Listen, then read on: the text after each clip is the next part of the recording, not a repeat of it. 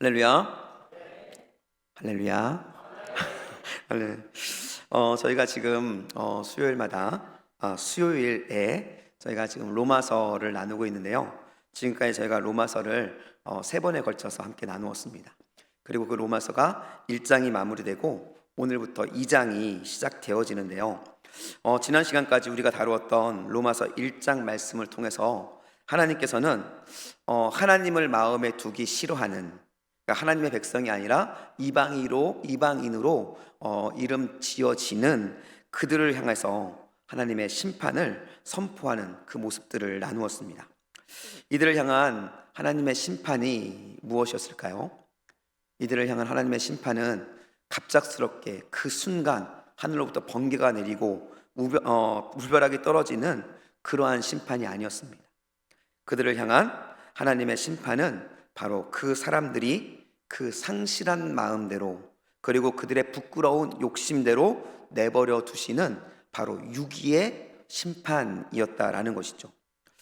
이렇게 해서 하나님께서는 그들에게 간섭하지 않으시고 그들을 내버려 두심으로 인해서 그들에게 나타난 결과가 있습니다. 그것은 바로 온갖 불의와 추악, 탐욕과 악의가 가득한 세상이 되었고, 그리고 결국 하나님께 철저하게 무시당하고 버림받은 그들은 죄의 늪에서 뒹구는 비참한 삶을 살아가는 삶이 되었다라는 것이죠. 여러분, 이것이 바로 하나님의 심판이었다라는 거예요. 우리는 하나님의 심판하면 무엇인가 채찍질이 있고 우리에게 고통이 있고 아픔이 있는 것이다 라고 생각할 때가 많이 있지만, 의외로 하나님의 심판은 때로는 그냥 내버려 둠, 유기라는 너무나 우리에게는 이해되지 않는 심판의 모습이 있을 수도 있다라는 것이죠. 그러나 중요한 것은 그 심판은 마지막 하나님의 심판의 때가 되었을 때 반드시 그 심판의 열매를 먹게 되어 있다라는 것입니다. 이방인들을 향한 이 심판을, 이 두려운 사도 바울의 심판을 들었을 때, 그때 교회 안에도 많은 사람들이 있었습니다. 그 사람들이 뭐라고 이 심판을 들으며 생각했을까요? 교회 안에 있었던 유대인들과 도덕주의자들은 그 이방인들 향한, 세상을 향한 심판을 들으면서 아마 깊이 고개를 끄덕끄덕 했을 것입니다. 그러면서 이렇게 생각했을 것입니다. 맞아, 저 이방인들은 하나님께 버림받은 것이 분명해. 저렇게 흉악한 죄를 짓다니 심판받아 마땅하지. 일반적으로 우리가 많은 주변에 있는 사람들, 또 믿음의 삶을 살지 못하고 여러분의 기준으로 옳지 않은 삶을 살아가는 사람을 향해서 하는 그러한 판단과 외침이죠. 그러면서 그들은 이렇게 생각합니다. 그렇지만 율법을 아는 우리들, 율법을 아는 나는 좀 저들과 달라. 그래서 나는 구별되고 안전한 사람이야 라고 생각하며 있었다라는 것이죠. 이처럼 그들은 세상의 타락을 판단하고 비판하고 정죄하면서 은연중에 도덕적 우수함, 도덕적 우월감에 사로잡혀 있었다라는 거예요. 그러면서 자신들만큼은 하나님의 진노로부터 완벽하게 자유하고 예외로 벗어난 사람들이라는 그런 착각을 가지고 있었다라는 것이죠. 사도 바울은 그런 그들을 향해서 2절부터 선포하기 시작합니다. 사도 바울의 본문 1절에서 도덕적 우월감에 빠져있는 교회 안에 있었던 유대인들과 도덕주의자를 향해서 무섭고 단호한 경고를 선포하고 있는 것이 오늘 2장부터의 이야기라는 것이죠. 우리 1절에서 그들을 향해 뭐라고 선포하는지 한번 보겠습니다. 우리 1절 말씀입니다. 그러므로 남을 판단하는 사람아, 누구를 막론하고 내가 핑계하지 못할 것은 남을 판단하는 것으로 내가 너를 정죄함이니 판단하는 내가 같은 일을 행함이니라 라고 말합니다. 지금 바울이 하는 이야기가 무엇일까요? 지금 바울은 다른 사람의 잘못을 지적하고 정죄하는 그 사실에 대해서 먼저 이야기를 합니다. 여러분, 다른 사람의 잘못을 정죄한다라는 것은 스스로 무엇이 선이고 무엇이 악한지에 대한 하나님의 말씀을 분명하게 알고 있다라는 것을 먼저 우리에게 보여주는 거예요.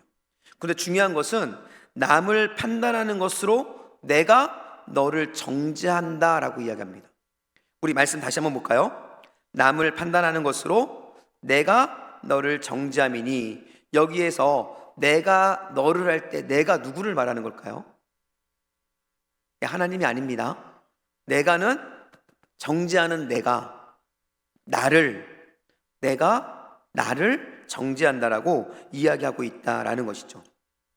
사도 바울은 바로 이 지점을 이야기하면서 이렇게 말하는 것입니다.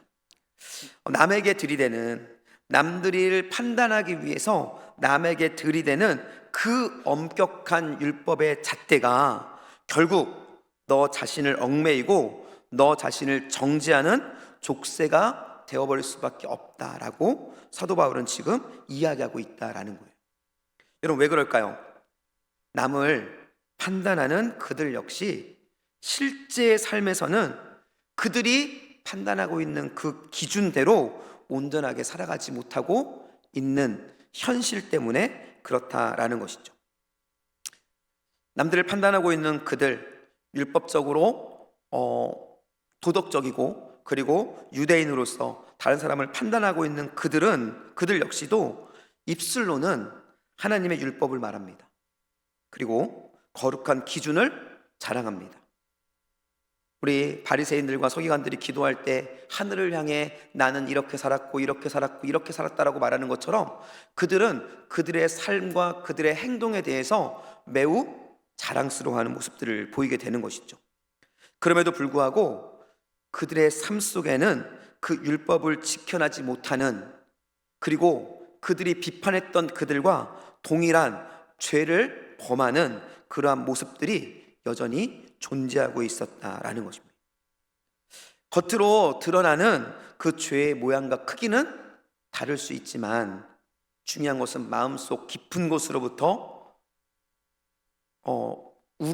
드러나는 그런 것들은 바로 세상 사람들과 똑같은 탐욕, 하나님보다 내가 더 낫다라는 그런 죄의 본성이 여전히 그들 안에 꿈틀거리고 그러한 모습을 가지고 살아가고 있었다라는 것이죠. 이러한 모습을 지적하는 사도 바울이 그들을 향해서 세상의 흉악한 죄인들뿐만이 아니라 율법을 가지고 있고 거룩하다고 자부하는 너희들도 그들과 완전히 동일한 심판대 앞에 선 심판의 대상일 뿐입니다 라고 1절 말씀을 통해서 지금 그들에게 선포하고 있다라는 것이죠. 그래서 사도 바울은 이러한 이야기들을 통해서, 이러한 주장을 통해서 그들에게 이렇게 질문합니다.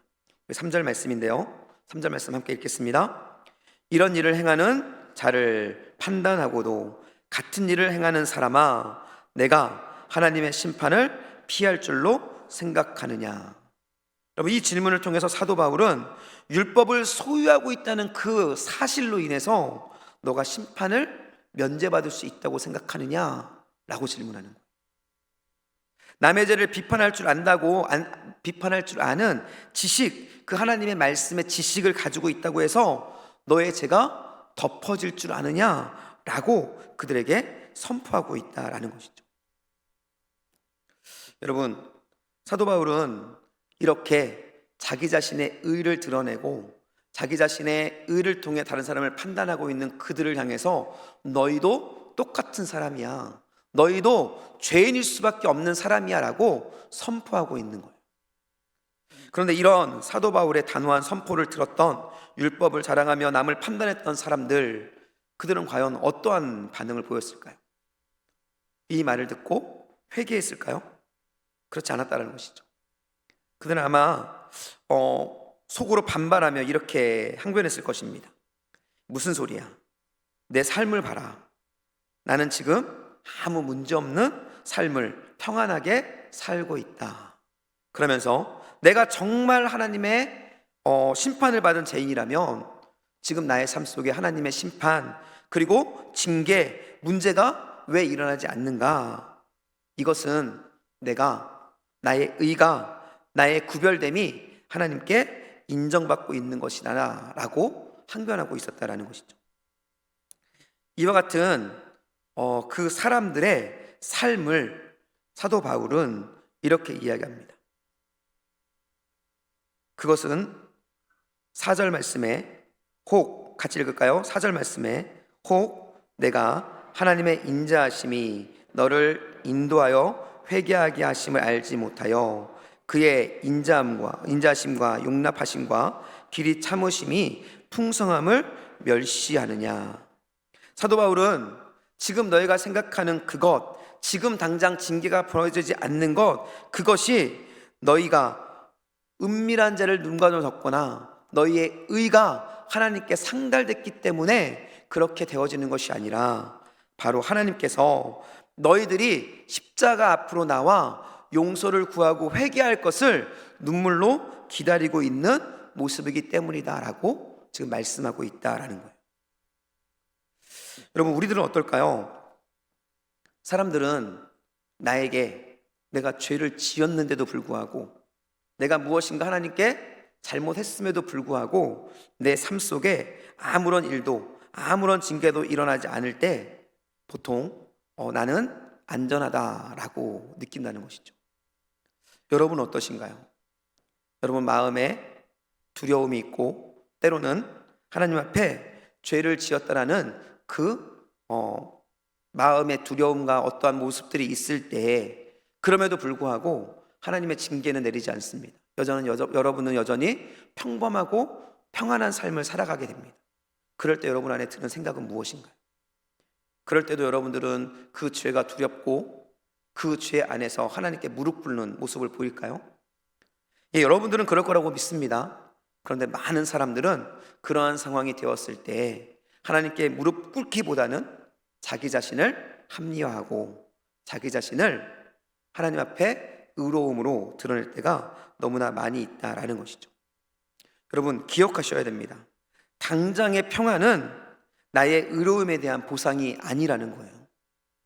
지금의 평안은 우리의 죄를 깨닫고 회개하며 돌아오기를 원하시는 하나님의 사랑의 눈물이고 인내이고 그 여러분을 향한 마지막 기다림이라는 것이죠. 근데 문제가 있습니다. 그것은 바로 교만에 빠진 사람들은 이 하나님의 자비로우시고 사랑스러운 이 기다림을 오해하고 멸시한다라는 것이죠. 하나님의 기다림을 생각하기보다는 나의 의를 드러낼 때가 많이 있다라는 거예요. 이러한 상황 속에서 사도 바울은 이러한 하나님의 기다림에 대한 멸시가 가져오는 바로 참혹한 결과를 우리 5절 말씀에서 선포하고 있습니다. 준엄하게 경고하고 있습니다. 우리 5절 말씀입니다. 함께 읽겠습니다. 다만 내 고집과 회개하지 아니하는 마음을 따라 진노의 날 곧 하나님의 의로우신 심판이 나타나는 그 날에 임할 진노를 내게 쌓는도라. 아무리 평안하다고 해서 회개하지 않고 그곳에 그대로 머물러 있는 그 사람들, 하나님의 기다림을 무시하고 끝까지 고집을 부리는 그 사람들은 바로 다가올 심판의 날, 즉 하나님의 공의로운 심판이 진행되는 그 날에 자신들의 머리 위에 그 진노를 스스로 차곡차곡 쌓아가고 있을 뿐이다라고 오늘 사도 바울이 이야기하고 있다라는 것이죠.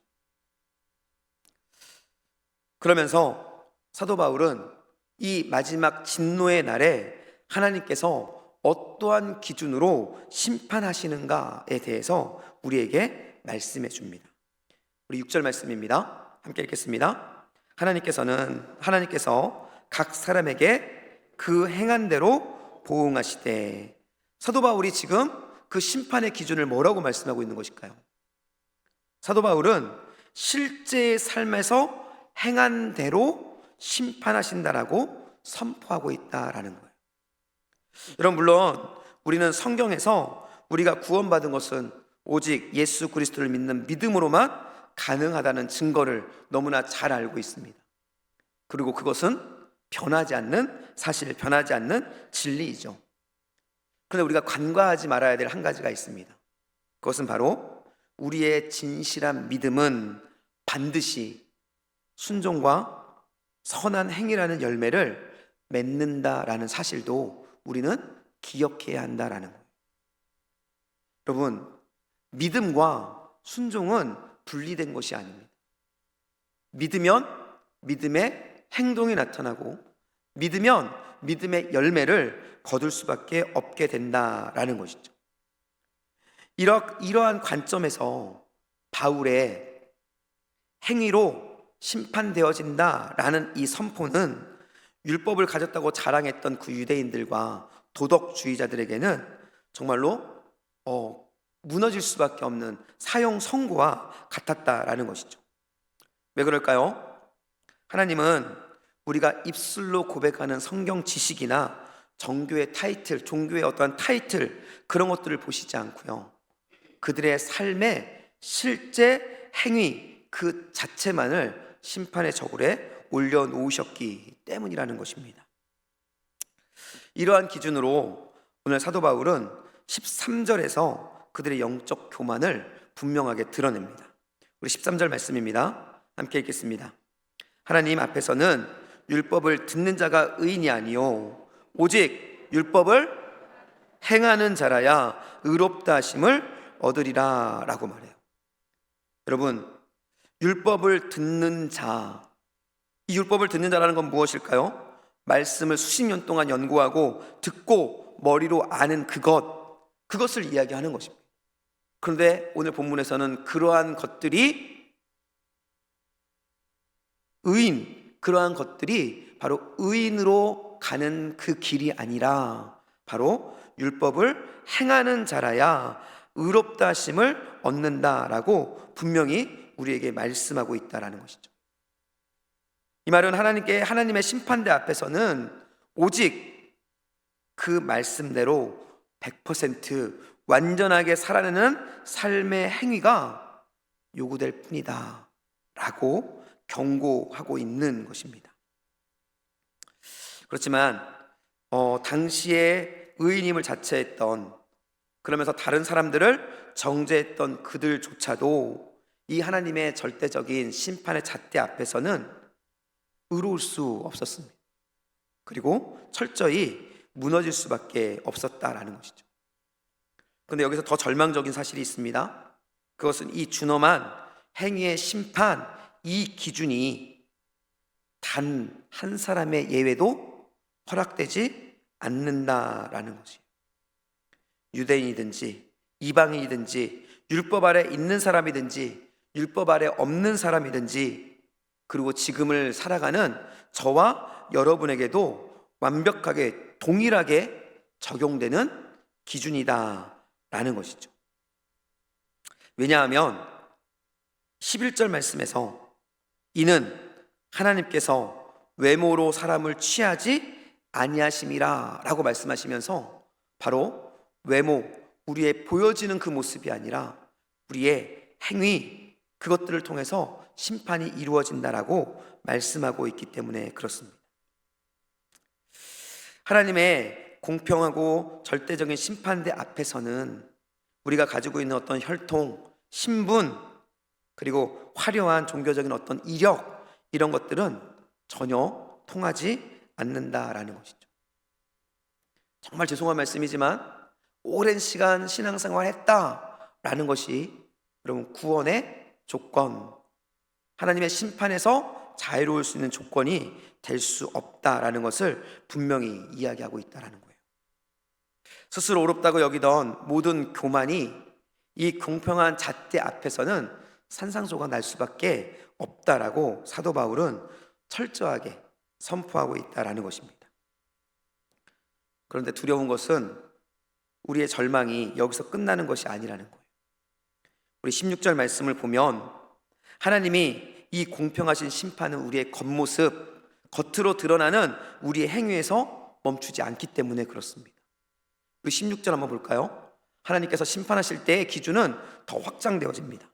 같이 읽습니다. 곧 나의 복음에 이른 바와 같이 하나님이 예수 그리스도로 말미암아 사람의 은밀한 것을 심판하시는 그 날이라 라고 말하시면서 심판하시는 그 날에 심판하는 기준을 한 가지 이해하고 계십니다. 그게 뭘까요? 바로 겉모습뿐만이 아니라 은밀한 것까지라는 거예요. 이 세상 사람들은, 우리 이 세상에서는 사람들의 눈만 적당히 피하고 속이면 얼마든지 죄를 숨긴 채 의롭고 거룩한 성도인 척 살아갈 수 있습니다. 그렇지만 마지막 날 심판장이신 예수 그리스도 앞에서는 절대로 불가능한 일이라는 것이죠. 우리가 아무리 겹겹이 포장해서 감추고 있는 우리 내면 속에 깊은 죄라 할지라도, 철저히 숨기고 있는 우리의 악한 동기라 할지라도, 차마 입 밖으로는 꺼낼 수 없는 우리의 죄라 할지라도, 예수 그리스도의 십자가의 빛 앞에서는 낱낱이 파헤쳐지고 드러날 수밖에 없기 때문입니다. 결국 오늘 이 2장 1절부터 16절까지를 통해서 사도 바울이 우리에게 말씀하고자 하는 것은 이것입니다. 세상 사람들의 드러난 죄를 비판하는, 자신을 깨끗하다고 말하는 그들이라 할지라도, 너희들이라 할지라도, 나는 죄가 없다라고 말하는 너희들이라 할지라도, 가장 은밀하고 추악한 죄가 예수 그리스도 앞에서는 온 세상에 드러날 수밖에 없고, 그로 인해서 우리는 처절하게 무너질 수밖에 없는 존재다라는 것을 말씀해 주고 있다라는 거예요. 그러면서 이야기하는 겁니다. 하나님 앞에서는 스스로 의로워질 수 있는 사람이 단 한 사람도 없습니다 라는 것을 지금 로마에 있는 교회의 도덕주의자들, 교회에 있는 유대인들에게 지금 선포하고 이야기하고 있는 거예요. 여러분, 당장 우리의 삶 속에도 평안한 삶이 계속될 수 있습니다. 그리고 하나님의 심판이 내 위로 비껴가는 것처럼 느껴질 수도 있어요.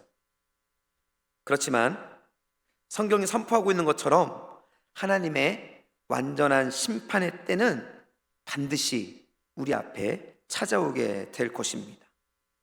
여러분, 그 무서운 심판의 날이 이르렀을 때 각 사람의 행위와 가장 은밀한 곳을 보시는 그 예수 그리스도 앞에서 자신의 의로움을 드러내며 자신 있게 그 앞에 설 수 있는 사람이 과연 몇 명이나 되겠습니까? 저와 여러분을 포함해서 그 누구도 그 앞에 당당하게 설 수 있는 사람은 아무도 없다라는 거예요. 그러기 때문에 우리는 예수 그리스도 구원자가 필요한 것입니다. 사도 바울은 지금 이 이야기를 하고 있는 거예요. 우리가 아무리 의롭게 살았다 할지라도, 우리가 아무리 교회 안에서, 그 당시는 성소 안에서, 하나님 안에서 의로운 삶을 산다고 나를 드러내며 다른 사람을 판단한다 할지라도, 그래도 그는 예수 그리스도의 보혈이 없이는 하나님 앞에 설 수 없는 죄인일 뿐이다라는 것을 사도 바울은 지금 선포하고 그들에게 알려주고 있다라는 것입니다. 지금도 마찬가지입니다. 저와 여러분도 예수 그리스도의 그 은혜 없이는 하나님 앞에 아무도 설 수 있는 사람이 없다라는 것이죠. 그렇기 때문에 우리는 우리의 복음의 주인 되시는 예수 그리스도를 우리의 모든 순간순간 붙잡고 살아가야 한다라는 것이죠. 우리의 죄를 위해서 십자가에서 모든 진노를 받으시고 심판을 받으신 그 예수 그리스도, 그분만을 믿고 나아갈 때 비로소 우리는 심판대 앞에 서는 그 두려움과 그리고 사람들의 정죄로부터 자유를 누릴 수 있게 되어진다라는 것이죠. 저는 저와 여러분들이 이러한 삶을 살아갈 수 있기를 예수님의 이름으로 축복합니다. 그러기 위해서 여러분 결단하셔야 돼요. 다른 사람을 향해서 우리의 입술을 통해 이야기했던 판단, 정죄와 판단의 시선을 이제는 멈추셔야 됩니다. 고집과 회개하지 않는 마음, 내가 의롭다고 생각하며 회개하지 않았던 그 마음들을 이제는 내려놓으셔야 합니다. 그리고 사람들이 보지 못하는 은밀한 죄, 그래서 드러나지 않았기 때문에 자유로울 거라고 생각했던 그 죄들을 이제는 십자가 앞에, 모든 것들을 알고 계시는 예수 그리스도의 그 십자가 앞에 내려놓으셔야 한다라는 거예요. 그리고 우리를 살리시고 정결케 하시는 예수 그리스도, 그분을 우리의 삶의 주인으로 붙잡고 그 십자가의 은혜로만 살아갈 수 있습니다라고 고백하며 나아갈 때 우리는 하나님이 주시는 참 자유를 누릴 수 있게 되어진다라는 것이죠. 여러분, 저는 저와 여러분의 삶이 이러한 정말로 죄, 정죄로부터 자유한 삶이 될 수 있기를 예수님의 이름으로 축복합니다. 여러분, 우리의 의로는 절대 죄로부터 자유할 수 없어요. 오직 우리의 구원자 되신 예수 그리스도, 그분을 의지할 때만 우리는 자유한 하나님의 자녀로서의 삶을 살아갈 수 있게 되는 것입니다. 저는 이 은혜가 저와 여러분에게 충만히 거함으로 말미암아 이 땅 가운데 하나님의 자유를 마음껏 누리며 하나님의 영광을 마음껏 선포하며 하나님의 은혜를 마음껏 누리며 살아가는 그 은혜가 충만하시기를 예수님의 이름으로 간절히 축복합니다.